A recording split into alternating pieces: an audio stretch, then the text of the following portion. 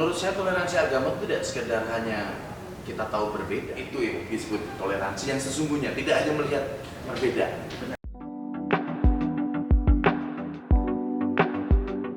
Oke, selamat sore kawan-kawan. Di sini sebelumnya saya ingin memperkenalkan nama podcastnya, yaitu PKS, yaitu podcast kelompok 11. Gitu. Sebelumnya di sini saya akan memperkenalkan ini adalah Pak Anjar sebagai dosen manajemen ya, Pak? Ya, betul. Dosen manajemen. Di sini juga topik yang akan dibahas ini yaitu tentang toleransi, tentang toleransi. Ngeri. Kalau sebenarnya ini dari sifat ini, apalagi ini yang bakal menjadi tentang toleransi beragama, Pak. Kalau menurut saya itu kan toleransi itu kan tentang bagaimana cara kita untuk menghadapi perbedaan ya, Pak ya.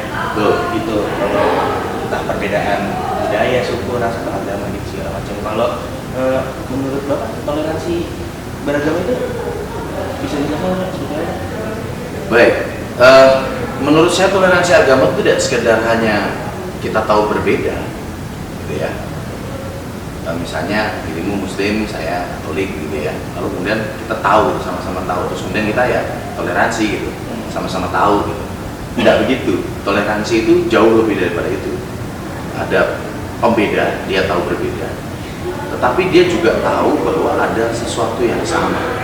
Justru ketika kita mengatakan toleransi, tolerance itu artinya ada hal-hal yang sama yang semakin dikembangkan, hal-hal yang berbeda yang semakin dijadikan sebagai itu ranah privat saya, ranah privat saya. Jadi artinya kita tahu sama tahu ada ranah privat tertentu, sedangkan yang kita kembangkan justru yang sama.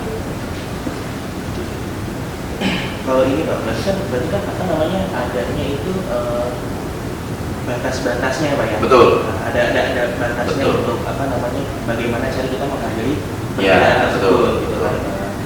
Kalau menurut tuh batas-batas itu apa aja sih Pak? Batas-batas? Oke, sebenarnya kita menyebutnya bukan batas yang sangat rigor ya. Misalnya, boleh nggak saya bilang alhamdulillah gitu. Saya walaupun saya Katolik gitu saya. Iya boleh saja. Tetapi ada beberapa hal yang memang tidak tidak etis atau tidak pas gitu ya. Kita katakan kayak udah kan ngomongnya pas ya, kalau etis itu kan kelihatan kayak akademis gitu. Tapi maksudnya tidak pas ketika kita ucapkan di posisi yang nggak pas juga gitu. Jadi artinya bagi orang yang tidak mengimani kata-kata itu lalu kemudian ditempatkan pada situasi yang tidak pas, lalu kemudian itu menjadi salah semua gitu. Nah, sebenarnya garisnya tidak jelas, tetapi ada satu hal yang membuat kita bisa tahu bahwa itu ada batasnya. Salah satunya adalah konsep kalau di Muslim kan bagimu agamaku, bagiku agamaku, bagimu agamamu gitu ya. Nah, tapi kalau di ranah umum atau di ranah masyarakat gitu ya, kita selalu melihat batas-batasnya adalah batas-batas yang lebih ke ranah teknis peribadatan. Jadi kalau sudah menyentuh ranah teknis peribadatan, ini kan ranah teknis yang ini ya, yang sangat kental dengan agama tertentu, gitu ya. Ya itu sudah tidak bisa dibuat mainan, gitu ya. Tapi kalau ranah-ranahnya masih masyarakat, masih sosial, saya rasa masih bisa. Jadi ini ranah abu-abu nih. Kadang-kadang ini yang diperdebatkan. Tapi kalau saya sendiri mengatakan yang ranah tegas ya adalah ranah privat, di mana itu sudah hubunganmu dengan Tuhanmu, tetapi juga ada satu sisi ranahnya ranah lebih ke teknis peribadatan. Nah, Pak Anjar ini kan sudah lama ya Pak, maksudnya sebagai dosen yang berarti Ya. sudah banyak melihat pergantian mahasiswi yang luar terus gimana sih Pak untuk sudut pandang Bapak tentang suasana toleransi di kampus Kalbis maksudnya? Atau kampus seluruh Indonesia gitu ya? Yang saya pernah lihat gitu ya. Beberapa tahun belakangan ini sebenarnya terpecah sih. Kalau saya lihat ya terpecah. Tetapi tidak sekuat generasi di atas. Jadi generasi di atas tuh kayak bapak-bapaknya gitu. Itu kalau lagi ribut agama tuh kayaknya kenceng banget gitu. Nah, kalau yang wilayah-wilayah terdidik ini universitas gitu ya, itu condongnya lebih soft, tidak cukup kuat. Karena ada kemungkinan saya menduga ini juga ada kemungkinan anak-anak mahasiswa tuh lebih condong untuk masa bodoh gitu. Agama tuh kayak ya lah, agama ini mau urusan pribadi, udah nggak usah dibawa ke ranah publik gitu. Artinya mahasiswa-mahasiswa ini sudah paham bahwa tentang agama, tentang hal-hal yang berhubungan dengan keagamaan atau ketuhanan gitu, lalu kemudian memang mereka keep sendiri gitu. Ketika ada yang saling berceloteh ya mereka lebih menghindari ya, dibanding untuk mempertajam. Sedangkan masyarakat Indonesia, nah berbeda ketika kita bicara di media sosial. Mungkin karena media sosial anonim gitu ya, mungkin media sosial tidak memiliki identitas yang jelas gitu, lalu kemudian itu yang ini. Tapi ketika bicara mengenai di Indonesia seperti apa mahasiswanya, aku lihat mahasiswanya cukup cerdas sih. Mereka bisa bertoleransi dengan baik. Ya ada beberapa oknum yang pasti bermasalah gitu ya, nggak senang atau baper atau apa gitu. Tapi di sisi lain kalau saya lihat punya kecenderungan untuk lebih menghargai, karena mungkin lebih terdidik. Nah ini apakah ada korelasi antara ilmu dan juga sikap untuk menanggapi perbedaan, itu juga masih perlu dicek lagi. Apalagi sekarang juga udah ada perkembangan teknologi. Iya, betul. Lebih wise, Betul. Bisa lihat dari dua sudut pandang, lalu kemudian benarkah seperti ini? Apa tanggapan netizen? Mungkin banyak orang yang awalnya benci, tapi melihat tanggapan netizen benar juga ya, lalu kemudian itu bisa berubah. Jadi nggak di satu sudut pandang. Yes, betul. Tapi Bapak pernah ini nggak Pak? Dengar isu atau tahu lah tentang intoleran Pak di kalangan mahasiswa gitu Pak? Selama ini enggak ya. Mungkin selama ini hanya sebagai bahan joke gitu. Oh iya. Karena apakah itu benar joke? Jadi dia membungkus sesuatu yang serius dengan joke. Tapi aku melihat enggak sih. Artinya gini. Artinya mereka cukup toleran dengan kehidupan mereka ini. Beberapa kali saya melihat ada yang menggunakan joke Yesus yang gondrong gitu ya, lalu kemudian apa gitu ya. Tapi bagi saya it's just a joke gitu. Karena bagi beberapa orang itu biasa saja gitu. Nah, intoleran mungkin malah justru saya lihat akhir-akhir ini justru malah kepada orang-orang yang memang kurang berpendidikan. Artinya gini, dia mungkin lulus SMA saja, lalu kemudian dia langsung ini. Salah satunya yang lagi ramai di TikTok kan yang ngomongin Bate yang lagi jalan dari Thailand ke Borobudur, dia ngomongin botak gitu ya. Itu nampaknya sih anak-anak muda, nampaknya ya, saya nggak lihat mukanya karena kan dia hanya suara. Dan itu sebagai bahan bercandaan botak gitu. Lalu kemudian Bantenya itu bukan marah menurut saya. Kalau saya melihat dari sudut pandang saya adalah memperingatkan, itu tidak sopan gitu. Jadi itu tindakan intoleransi menurut saya, karena intolerannya bukan intoleran ini ya, tapi menjadikan simbol agama itu sebagai sebuah joke gitu. Nah itu, dan ranahnya nggak pas, waktunya nggak pas, tempatnya nggak pas, nada bicaranya juga nggak pas. Jadi seringkali aspek bahasa ini, aspek komunikasi ini yang seringkali salah ya, salah dipersepsikan oleh masyarakat, sehingga itu menjadi kayak intoleransi, padahal sebenarnya aslinya hanya masalah komunikasi. Benar. Lalu Pak, untuk ini sebenarnya ini Pak, katanya itu penyebab orang itu intoleran. Karena kan ada kan misalnya nih kayak di Indonesia kan Muslim itu kan sebagai mayoritas kan. Jadi kan ya ini maksudnya dengan bahasa saya aja lah. Jadi mungkin karena mayoritas jadi banyak, jadi gampang mendiskreditkan orang atau gampang gitu. Oke. Pertanyaannya adalah? Pertanyaan itu kenapa ada oknum yang kok zaman sekarang masih intoleran gitu loh. Oke. Itu terjadi juga karena mispersepsi satu. mispersepsi mengatakan begini, bahwa agama gue memang paling benar dan yang lain salah. Itu juga sebuah konsep yang menurut saya perlu diperhatikan, bukan perlu diperbaiki. Mungkin benar ada ajaran seperti itu, tapi dikatakan bahwa apakah salah itu harus dilenyapkan, itu kan pertanyaannya. Itu kan ketika salah harusnya dibenerin dong, bukan dihajar gitu, bukan di ini gitu, bukan dihilangkan. Tapi apakah salah selalu identik dengan dilenyapkan? Itu yang harus dipertimbangkan. Penafsiran. Penafsiran. Nah, yang lain mungkin terkait juga dengan circle. Ini ada beberapa memang kelompok-kelompok yang menurut saya dari beberapa bahan bacaan yang saya baca ya, atau referensi yang saya baca, circle ini menentukan banyak hal. Contoh circle yang menentukan banyak hal ya sebut saja teroris bom Bali 2 misalnya, atau Bali 1 atau bom Kuningan atau bom mana saja. Ada yang sekarang jadi napi gitu ya. Lalu kemudian dia dilepas dan justru malah menjadi semacam orang yang paham gitu. Kenapa? Dia sadar akhirnya bahwa oh ya saya itu intoleransi gitu. Ketika dia masuk dalam sebuah circle. Kita nggak tahu apakah circle itu bentuknya brainwash atau bentuknya apa gitu. Tapi ternyata orang bisa disadarkan juga ketika dia ditarik atau dicabut dari circle-nya. Nah, ketika teman-teman merasa bahwa teman-teman berada pada circle yang toksik gitu ya, artinya ini kok selalu membawa pada permusuhan, membawa pada ketidaknyamanan. Gue deket dikit dengan orang yang kayaknya Cina ini mesti Kristen kalau nggak Katolik, padahal banyak yang Cina Islam gitu. Saya juga sering kali ketemu gitu. Oh, kamu apa ya gitu?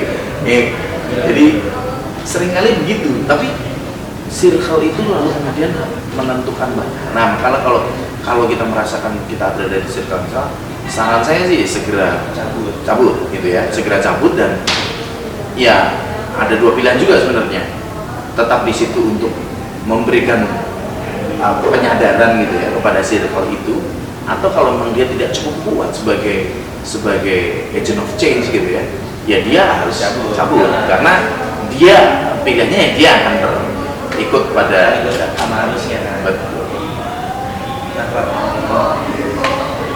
Untuk sebenarnya saran aja sih Pak untuk mahasiswa agar bisa menjaga sikap toleransi antar agama. Oke, satu, menurut saya kalian belajarlah banyak-banyak mengenal agama lain.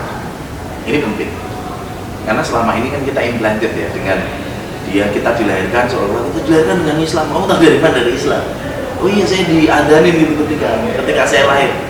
Ya apakah tiba-tiba ketika orang diadanin itu sebenarnya Islam gitu kan? Itu pertanyaan besar. Karena katanya Islam sendiri adalah orang yang mengucapkan 2 kalimat syahadat. Lah bayi belum bisa mengucapkan kalimat syahadat, apakah bisa diwakilkan? Nah, itu pertanyaan juga. Nah, kita diimplan atau diajarkan dengan agama bawaan dari orang tua kita. Tapi kita juga terbuka bahwa ada teman-teman yang memang orang tuanya berbeda agama, dia sendiri mengambil jalan yang tidak diambil oleh orang tuanya gitu.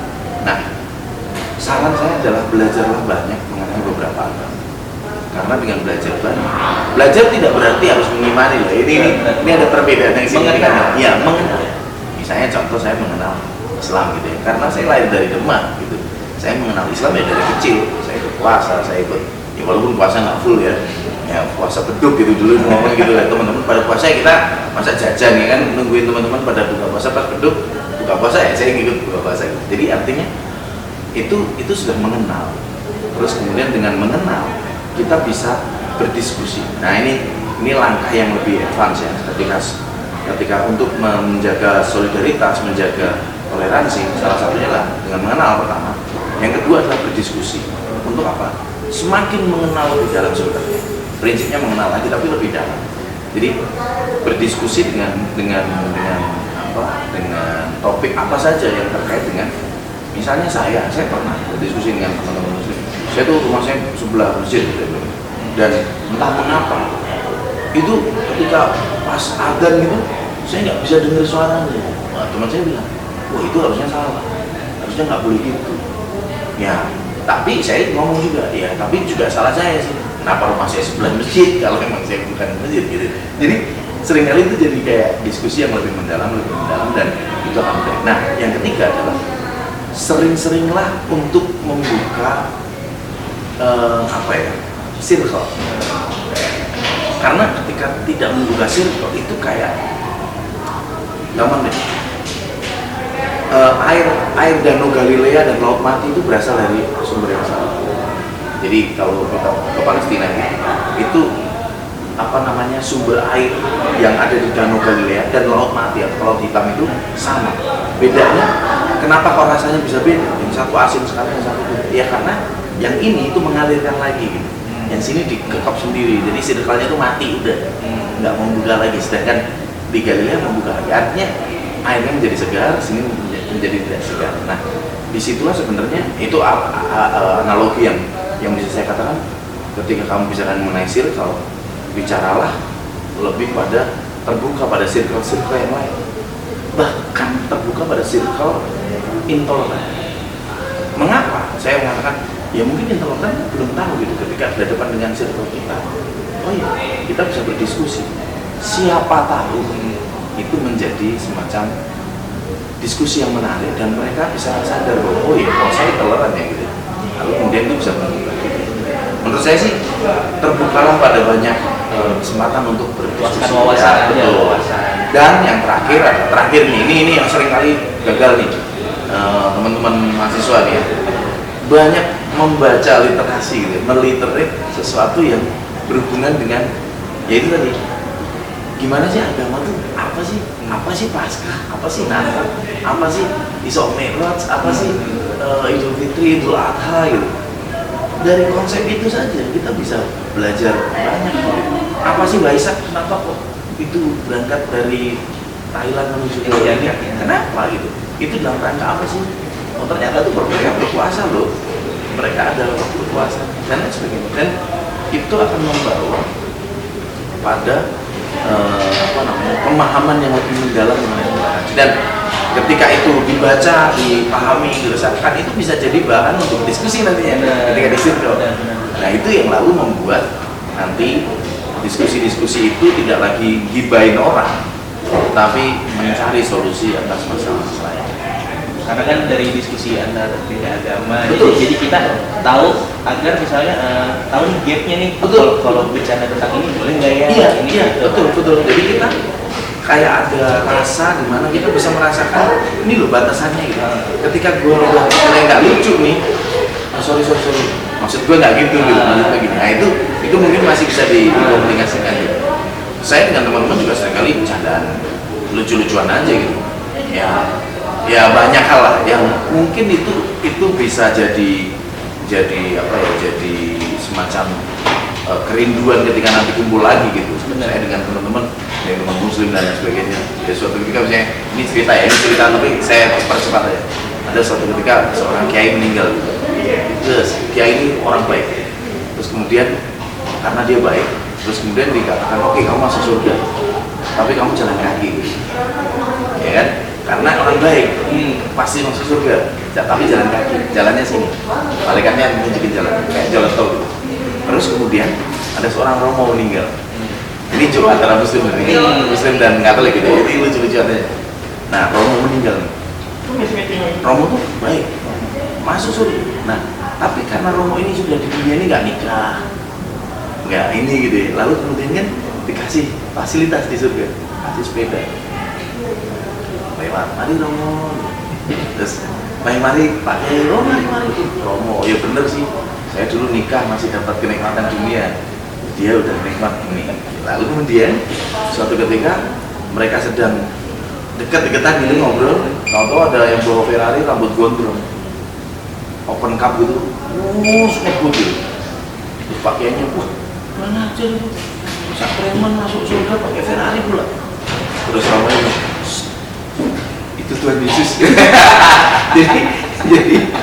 jadi itu adalah joke-joke di mana yang lalu kemudian itu bisa menjadi oh iya lucu juga gitu. Kayak Gus Dur kan membuat jadi semacam itu betul, mengemas menjadi semacam joke ya bisa diletakkan pada ini. Nah sama seperti kayak kalau di Twitter itu ada NU garis lucu, Muhammadiyah garis lucu, pokoknya GL itu semua kan ada tuh, Katolik garis lucu, Kristen garis lucu dan lain sebagainya. Saya rasa itu adalah cara mereka untuk bisa berdiskusi lebih rileks ya. Itu yang disebut toleransi yang sesungguhnya, tidak hanya melihat perbedaan. Benar. Ini kita beda, iya betul, tapi beda, so what? Kita mau ngapain? Nah, untuk membangun kita mau ngapain ini, nah itu namanya toleransi. Baik, demikian untuk pembahasan hari ini mengenai toleransi beragama. Panjar, terima kasih. Terima kasih. Panjar, Siap. kasih untuk waktunya. Siap, sama-sama. Terima kasih. Sampai jumpa. Guys, sampai jumpa di podcast Oke. berikutnya. Bye. Bye.